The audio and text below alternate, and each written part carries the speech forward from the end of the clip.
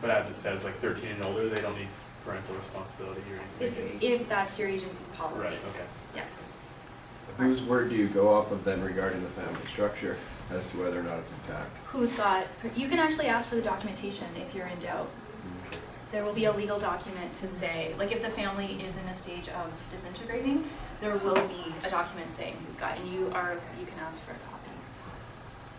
It can get dicey. So it's better to ask these questions in advance and just be sure that you've got it documented, that you went through the paces of making sure that you checked. Okay, what's next? Okay, we're going to talk about mandated reporting with adolescents.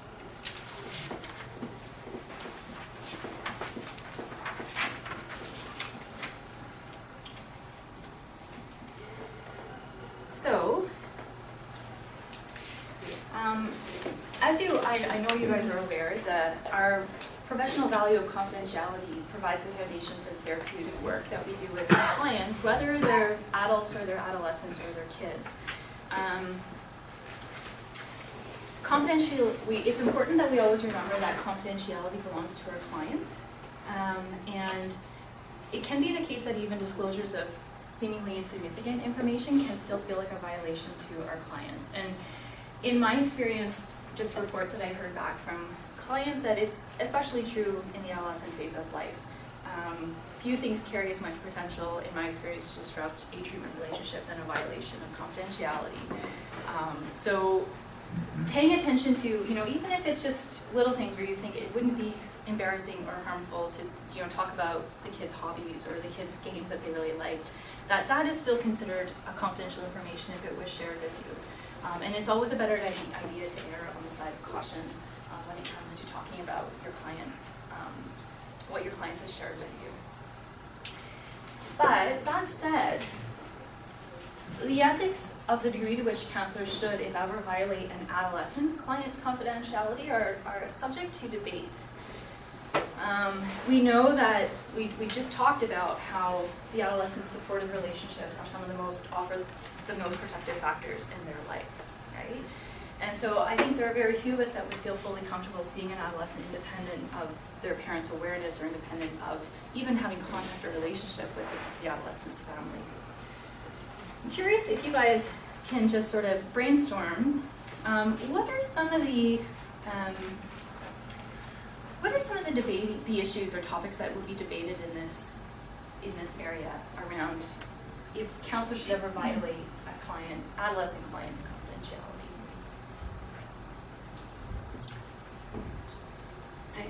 I don't know if this is right, but I guess even questions that I have around it, like unhealthy relationships, abusive relationships, like if they're not physically abusive specifically, like, and if the teen doesn't recognize them as abusive, just like, oh yeah, my boyfriend like said this to me or something, and you recognize that as like potentially abusive pattern, but they don't see it that way. Yes. That would be one that kind of comes to mind. And then another, I don't want to be like a stranger danger kind of scary person, but especially with online relationships, and as we kind of talked about, a lot of teens right now are raised with, like, they've always known technology, and I think sometimes even with that, like, unfortunately, like sending nude photos of yourself online and doing those kinds of things, and if you don't know who you're sending them to in face-to-face relationship, that would be something I would be also concerned about. Yeah. So their capacity to again, to make accurate assessments of the risks and the risks that they're exposing themselves to in the activities they're engaging in. I was thinking along the lines of self-harm, and if there's adolescents who need like additional treatments outside or additional counseling outside of maybe the context of the one-on-one relationship you have, so like DBT, so if there's like a group counseling, is mom going to bring him or her to that, and there needs to be some kind of conversation with the family about kind of layered forms of treatment. So yes, that's a great point. So with adolescent clients, way more so than with adult clients, they are involved in many systems of life. They've got a school system, they've got a peer system, they've got a home system, they've got a community system, and oftentimes they're engaged in a lot of adjunct services and therapies that are related to what you're doing but are outside of the sphere of counseling. And sometimes that sort of continuity of care is what they call it. So being able to sort of converse as professionals to provide sort of the best experience for that client is a good practice value, but is one of the issues around what do we share, when do we share, how do we share, with whom do we share that information. And parents have to drive kids places, right? Yeah. So there's that too, right? What else do you guys think gets debated here? What if you could maybe imagine being the adolescent in this conversation?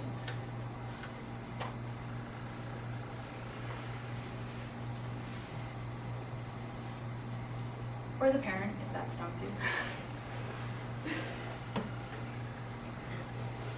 I think a parent would just, I'm not a parent, but a parent would assume they deserve or like they, a certain level of confidentiality is like here that they should know about their kid, whereas like ethically it's like down here.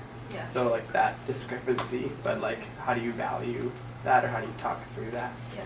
to not create further distance between the adolescent and the parent?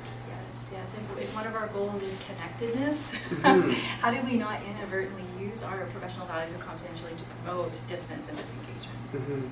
And if the parent feels disconnected from us as a counselor, they also have power to just kind of take their kid out because the parent doesn't really, Yep. the counselor isn't giving them what they want either. And then nobody's needs are served. Yeah. Michelle? As a teen, Yeah. if a counselor had shared with my parents the way that I felt about my parents or the relationship, anything about my parents, there would have been substantial negative fallout for me. And that, for me, from my perspective as a teen, that would have, I would have to quit. Yeah. I couldn't have continued. No question, it just would have had to be over. Not safe. So Wouldn't be now safe, that yeah. I'm becoming a counselor, to try to think about how to handle that situation, I guess I would just really have to wait until the adolescent was ready, if ever, and just, do you suppose? I think, I don't think I can answer. Yeah, that. yeah. I think it would be on a case-by-case basis, depending on the thing that you're concerned about, depending on what you know about the family structure, depending on the age of the client, depending on the capacity of the client to tolerate and cope with stuff. So, yeah. Caitlin? I think a big challenge could be drug and alcohol use for adolescent clients. Because Yeah. a lot of them might say, oh, I just do this here and there at parties and everything, or I do this to make myself feel better and it's not a problem. Yeah. You as the counselor might see it as a problem and you're kind of caught in the middle of whether you should get the parents involved, if it's actually causing harm to the client, or if it actually just is recreational, they do it with their friends like everybody else. So Yeah. that could be a real gray area. Definitely.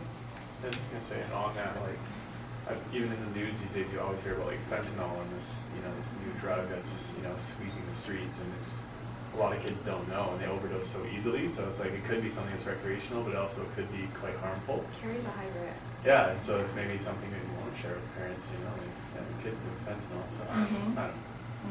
And then, so I just want to amplify the voice of the adolescent would be, well, I do it socially. It helps me connect with my peers. It helps me relax. I have such a better time. It's the way I've met most of my friends. If I don't keep doing it, I'm going to be sitting alone in my house in the basement in the dark. Right? Yeah. You might get that Oh, because of sorry. the social connectivity of teens. You might get the, well, my friend said this is happening. What do you do about like my friend's being abused by her Oh, boyfriend? right. Like, they Yeah. never told the friend never told their parents. Yeah. The friend only told her best friend, Yeah. and now you have a best friend in counseling. You're like, I have to try and figure out who this person is and try and get Yeah. a hold of the right people to introduce to. Right. So. Yep. And then the adolescent voice in that conversation would be, oh my gosh, you're going to tell my friend what's going to happen in this relationship now if my counselor then reports to authorities about this person, right? Yeah. Ron? I think it might isolate them, and it could exacerbate their problems. And if they end up doing like you, fall out with the counsellor, they might lose faith in authority figures and other supports. May never go back to counselling. You know, it just takes one bad experience, so that can kind of shut them down. And, Yeah, these are conversations and decisions that we need to tread carefully and intentionally and with sort of a full awareness of all the sort of the players and the feelings and the values that are contained in it, because the risks are very, very high. Okay, so debate aside, and by the way, that was, you guys have hit on a lot of the high points in terms of the conversations around that. As you know, there are some clear instances where the law requires us to break confidentiality. And I really like what McAvoy says in her book. She says when a duty, is it a she? I assumed it was she, okay. When the duty to report emerges, it puts a counselor in a new role, that of representing social standards set by the law. The law has in effect created a new social role and function for the therapist. So let's have a look at some of the mandated circumstances for reporting. And so these cover children up to the age of 19. And this is a really condensed, this is actually a list of probably 10 or 12 items that I've tried to squish into like one slide. So it's dense. But what the mandated circumstances are is if it comes to our awareness in the course of our counseling or contact with kids or youth in general, that the child has been physically harmed, emotionally harmed, sexually abused, or sexually exploited by a parent or another person, and the caregiver is unwilling or unable to protect the child. And I'm going to give you guys definitions or examples of what each of these will be in a second. The second bullet point covers physical harm due to neglect by the primary caregiver. So this would be cases where a child is being deprived of basic needs, including health care. It also covers when the child's development is likely to be seriously impaired by a treatable condition, and the caregiver is unwilling to provide the needed care to address that issue. An example I have encountered in this particular area was, we didn't actually have to go through with it, but when we had a young person with an eating disorder that was quite severe, and the parents were unwilling or unable, I'm not sure which of it would have been, to take the necessary actions to support that young person with meal support and eating, and were desiring to continue to go upon parenting just as normal. And so it became a protection concern for that young person, and we did dialogue with social workers around that. Okay, but there are other conditions as well that would fit that criteria. And then lastly, a parent is unwilling to care for the child, unwilling or unable, the child has been abandoned, or the child's parents has passed away, and adequate provision has not been made for the child's care.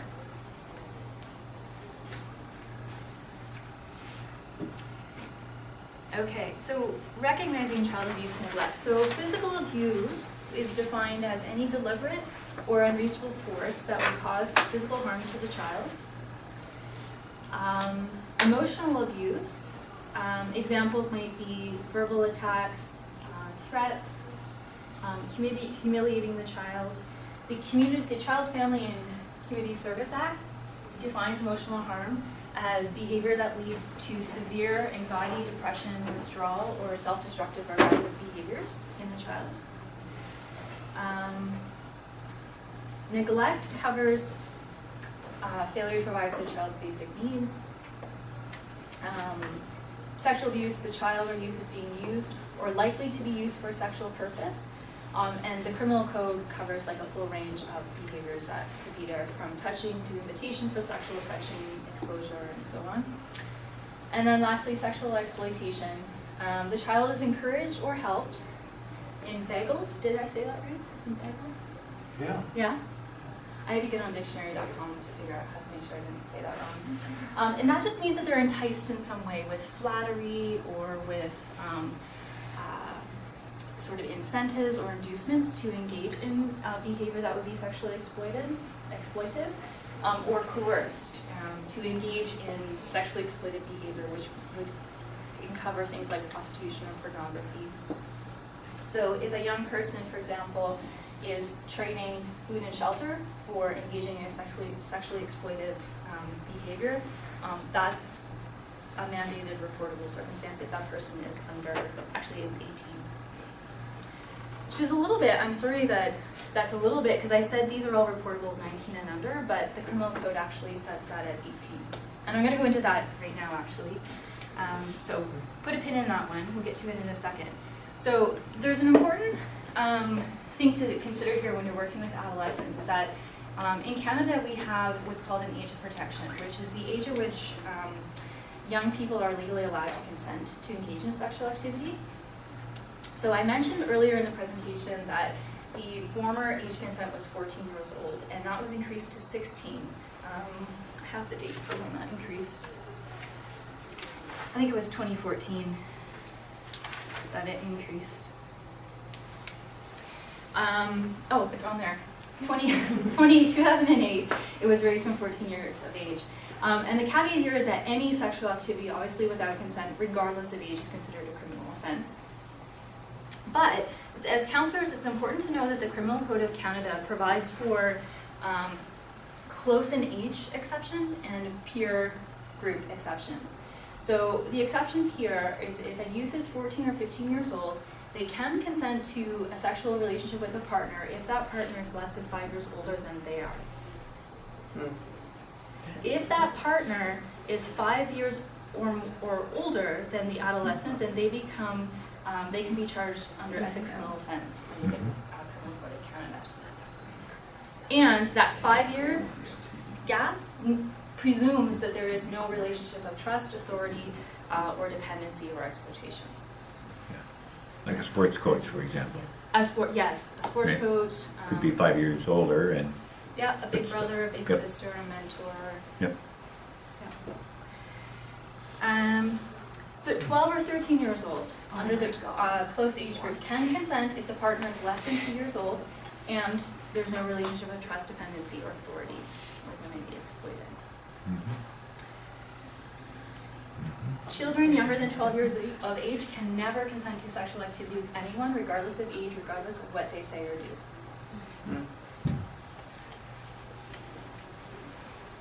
So the law has answered all our hard questions for us. Yeah, I know. It's never, by the way, it's never, although it's clear cut, having these conversations with your youth, if you are working with a young person who is in a relationship and you are required to report, that's where the hard part begins. Yeah. I just have a question about the reporting, because earlier you were talking about reporting to parents. And Yes. so and you said earlier in the slide, if the parent is unable or unwilling to. Yes. So do you report first to the parent and then to authorities, or how does that work? That's a good question. I would probably, it would be on a case-by-case basis for me. So depending on the reportable, if the child is in immediate risk or harm or a threat to self, then my first call will probably be to the authority. If it is a behavior like they're engaging in a relationship like this, I would probably begin with letting the family know that I'm required to make a report and explain why and let them know what I'm going to say and who I'm going to call so that they can be prepared to receive that call or that visit from the social worker. So but it is to both then? Yeah. Okay. I think good practice is to do both. Yeah, that's what made sense, but I wasn't Yeah. sure because we were talking about Yeah. with parents earlier. So these are mandated reportable circumstances, so they automatically bring in a duty to report to a sort of a social agency. But we also, I would say, always have responsibility to our client and their primary caregivers as well. Yeah, a good question. Maybe this is going a little bit off, but the primary caregiver, what is their responsibility in this? If they have knowledge of, say, their 14-year-old dating a 20-year-old, No, you couldn't do that. I mean, 19. or, well, let's say it's out of the range. Oh, okay, yeah. 14, 20. Yeah, Yeah, so, and they know about it, Yeah. and then you need to report it. Yeah. And so, are the parents, I just don't know how the law works in that case, like, is the parent liable in some lawful way for this, allowing this to go on, or like, how does that? Or do you That know would be that would be outside the scope of what I would determine, right? So the decision, let's say, the social worker, when they get the call from us that we've made of reportable circumstances, they are legally required to follow up on it. So then they take on the responsibility of doing an investigation to make a decision about what to do to protect that child. So let's say in this case, maybe the caregiver was unaware that this was true, and they were allowing the relationship to continue because they just didn't know. So when they become known, if they say, okay, I'm willing to, to try and parent and set limitations in a way that do not allow this child to continue to engage in, then I'm assuming that would be something the social worker would receive as like cooperative, and they would need to take further action. I'm not trained as a social worker. I've only learned through cases that I've shared, but if, let's say, for example, the parent was unconcerned about the relationship, and it turned out the relationship had an exploitive quality to it, and that there was some harm, and the parent was unwilling to make changes to help support what the social worker was proposing in terms of intervention, it could be the case that they make a decision to remove the child, put them in a sort of a family home, or put them in a place where they're going to be provided with a caregiver who can deliver the type of care that they require. I was just wondering, like, about the if there is like a criminal. Well, I was just kind of envisioning in my head, reporting something like that to the parent, and the parent having, and just wondering what kind of reaction I might get. Yeah. The parent, well, I know about it and I know it's kind of wrong, but I just kind of let it slide. Now I'm going to get aggressive with you, or you know what I mean? So that's kind of what motivated my questions. Thank you. Yeah. How do you go about, kind of back to Graham's question, if like your clients, it's their friend that said this, you have no real evidence of it, but your client is telling you this, and how do you go about that? Do you still contact, or? If you have, my advice would be that if you feel in your conversation with the adolescent that you feel that this is credible, what they're telling you is actually happening to a young person in that relationship, it's not our decision to determine if the severity or the nature or the degree of it. My job would be to report it. Okay. And it's not that I would like say, okay, thanks for the session, and not tell the young person that that's what I was going to do. It would be a whole process of helping this young person understand why this legislation is there, why I'm obligated, what I'm going to say, what I'm going to do, what the friend could expect, how could we support your friend, now that this is going to happen. All of those conversations would follow. Out of curiosity, have you ever experienced that, where like that situation's happened and your client actually purposely told you knowing that you have to take that step, so it's almost like they're protecting their friend through you because they can use that as a cover-up to be like, well, it just came up in conversation with my counselor, and then the counselor had to do it, not me. Yeah, So, no, that's have you actually ever a very adaptive response on the part of the adolescent. I don't know if it's ever happened, if that was the motive or the intention of the young person. Michelle? What about adolescents living independently in Canada? The parents have left them here. Their basic needs are they have money to meet their basic needs, but the parents are in another country. Yeah. Is there an age for that? Is there criminality associated? In the province of BC, youth can enter into a youth agreement with the province where they can live independently beginning at, I think it's 16 years old, and they can get a subsidy if their circumstance merits or meets the criteria for that. So I guess in a case like that, it would depend on the circumstances. Usually the preference, the youth agreement is like the end of the road, last sort of option.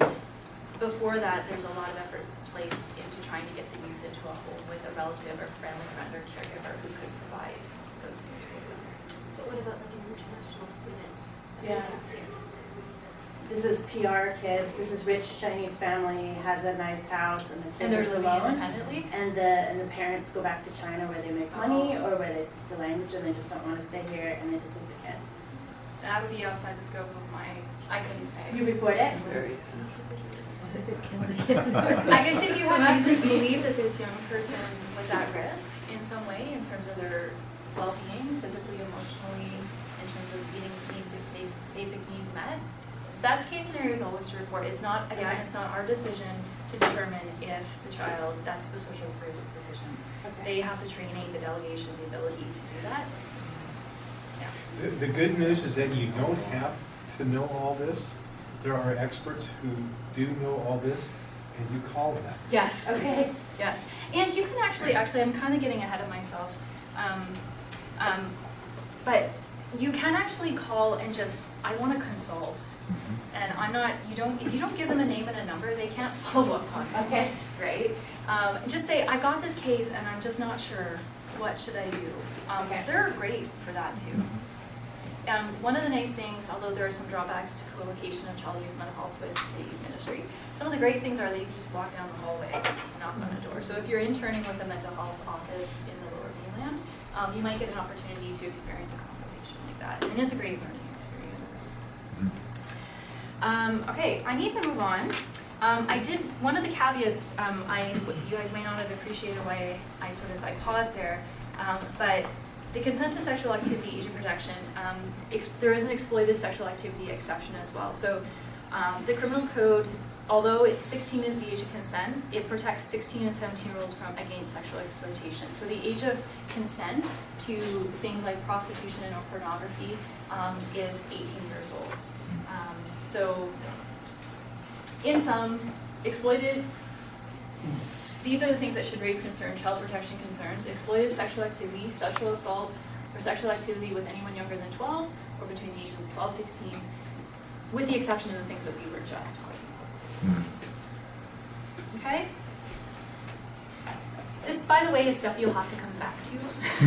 This is not, I think, when I did my training in this years ago, it's like I remember little bits of it and I have to go back and refresh and remind myself. That's just part of good professional practice. So hopefully after hearing this today, you may not be able to remember in session what all the details are, but at least you know that there are things that you have to attend to. Go back to your text, your resources, remind yourself what are the sort of the parameters and the criteria, and then carry that forward. And these 2 PowerPoints will be posted on my courses. Oh, yeah, sure.